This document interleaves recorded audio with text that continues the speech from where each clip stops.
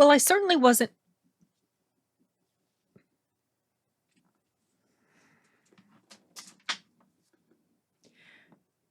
I certainly wasn't wowed by Black Adam, but I did like it more than I expected.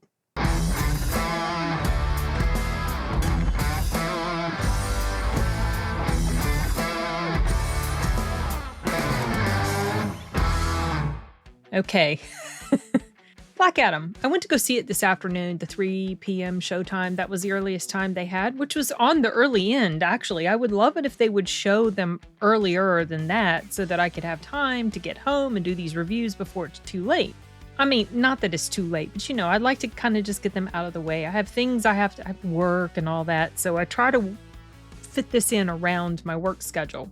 But I went to go see it. I kind of had the, I'm probably not going to be so crazy about it. It'll be all right. Hopefully I don't hate it. And fortunately, that was fortunately, but also unfortunately. Fortunately, that was the way it went. I went, saw Black Adam. It's okay. I liked it. There were some parts that were pretty enjoyable, but it wasn't anything that really wowed me or just, this is so good. I have to see it again and again and again. It wasn't anything like that. So that's kind of like a plus and a minus. I certainly enjoyed it more than Moonfall and The Green Knight and Halloween Ends. Oh my gosh. So Black Adam.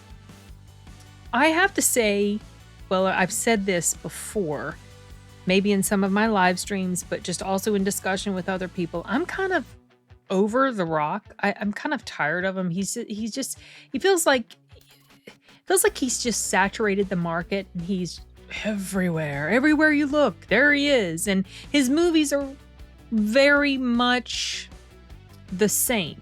The ones I've seen him in, they're very similar in tone, in style. He's got the way he does his acting. It doesn't really seem to change. Probably my favorite movie that he's been in was Jumanji, the first one. I really enjoyed that film, but it wasn't just him. There were these other people contributing to it that made it so enjoyable. The Rock himself is not really a big draw for me, and it just feels like they're just kind of there's nothing super standoutish about a lot of his films, so he's just kind of, you think I used to like him more than I do now. I think it's just I'm kind of tired of him, like I said. But having said that, this film was pretty fun. I enjoyed it more than I thought I would. I mean, I didn't really think I was going to absolutely hate it, despise it, but I kind of figured I wasn't going to be super entertained. I was entertained. I definitely don't regret watching it. There were some funny moments in here with the dialogue, which was especially, I mean, there were a lot of laugh out loud moments during the screening or during the movie while it was playing. And it wasn't just me. I was laughing out loud as well multiple times. And there were other people that were really tickled by some of the stuff that was happening. It was a sarcastic sort of dry humor with deadpan face, the way The Rock is. And it worked with his character, but at the same time, so, the trailer starts off showing what an absolute savage this guy is.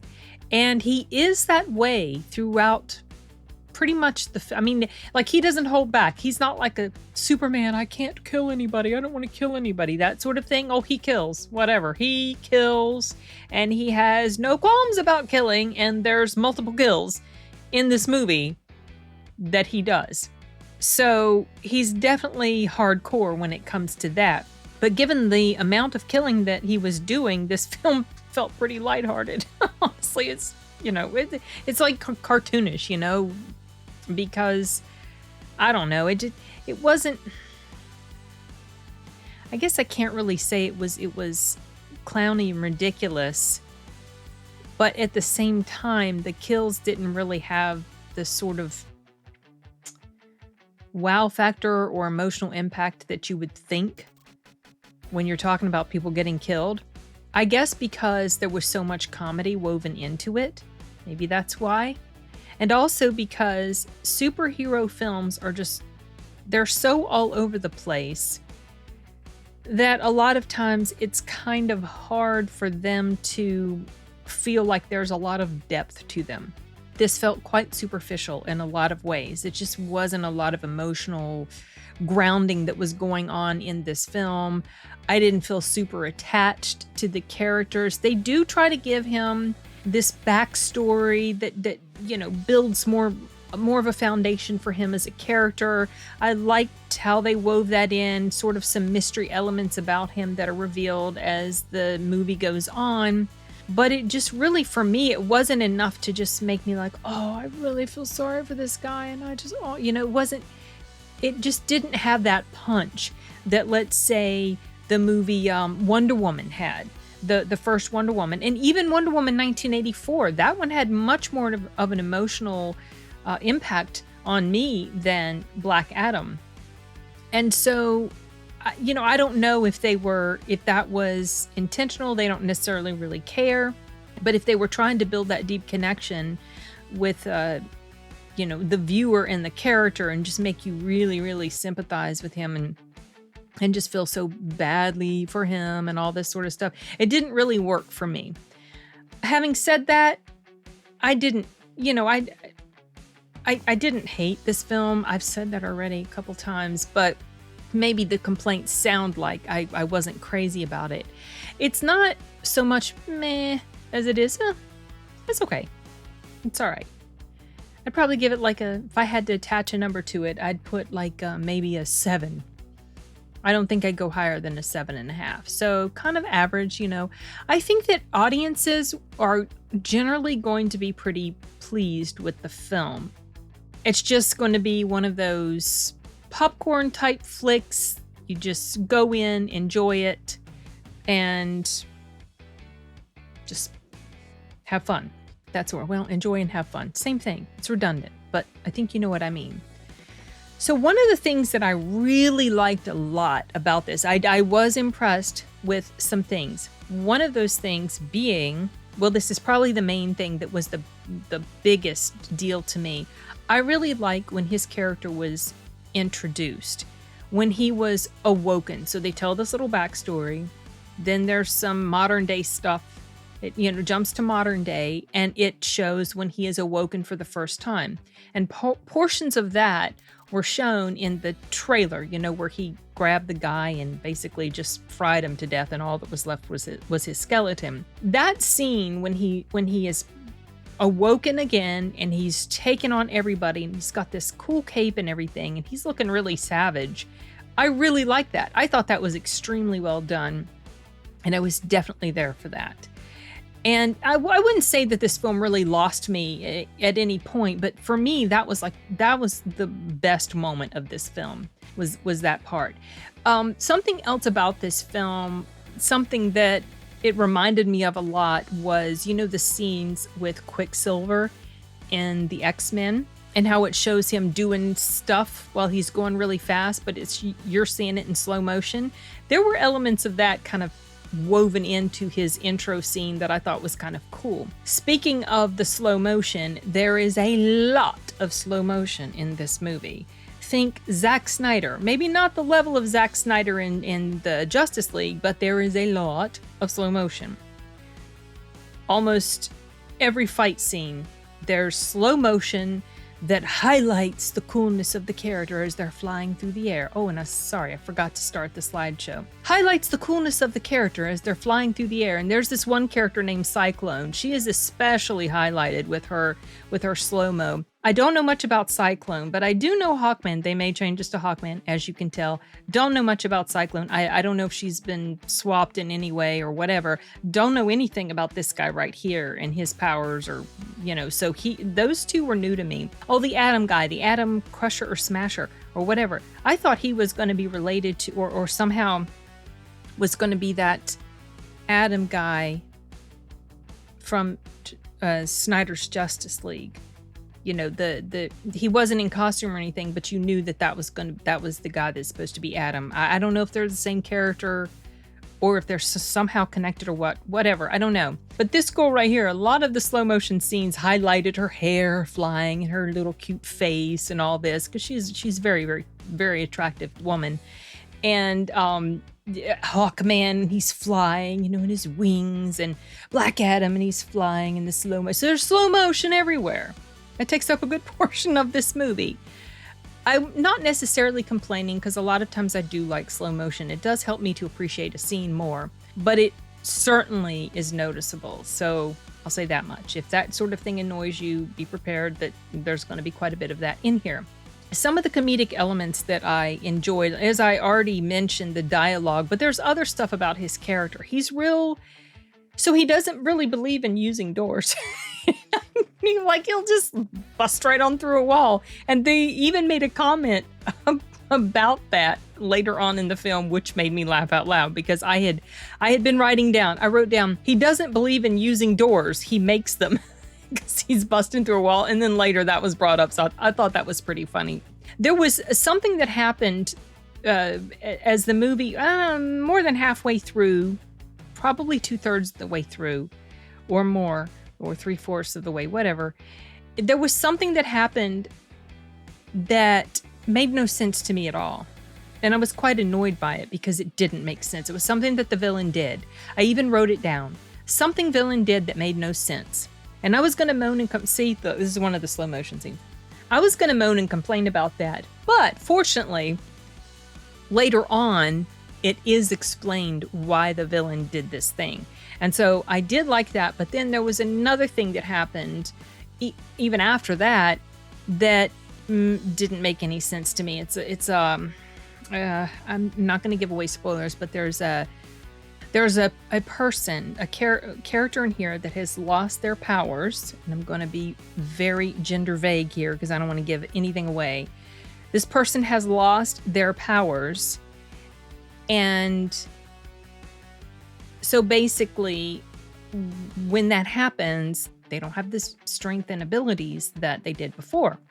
And yet this person, after being put in a situation where they've been weakened and basically are unconscious, and then they come out of that situation and they're able to take on a ton of guards, take them out, and then swim long distances without breathing.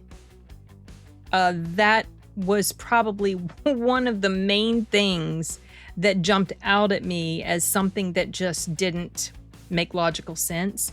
Now, I realize that with superhero movies, you have to suspend your disbelief, because we're talking superheroes that don't exist and powers that don't exist. They're cool to look at on screen, cool to think about, but they don't exist. So I realize that already.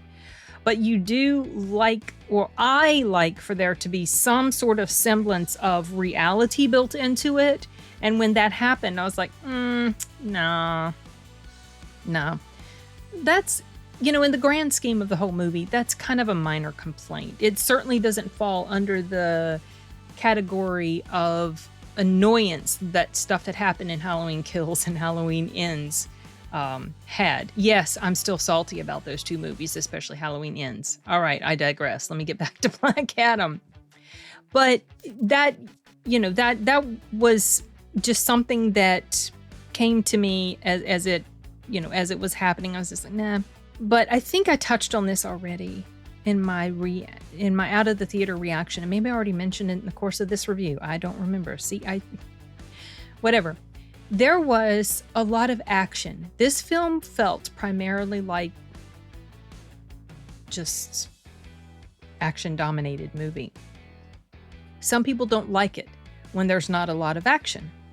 One of the complaints about Wonder Woman was that there wasn't a lot of action. That personally didn't bother me. So a lot of downtime in a movie, especially a heavy action film, or a film that's, at the action genre, when there's a lot of downtime in a film like that, it doesn't bother me, because to me, those moments of downtime help you connect more with the characters. And unfortunately, probably one of the reasons why I just didn't feel a deep connection with these characters is because this film had so much action in it. There was hardly any just, moments of calm and just, interaction, just only interaction without it being in the midst of battle or fighting or whatever. So I feel like that was also that's also something that puts this movie in the con territory for me. I don't know if maybe it had been longer. I mean, this movie's just a little bit over 2 hours. Maybe if it had been a little longer, it would have helped ground these characters a little bit more emotionally with me.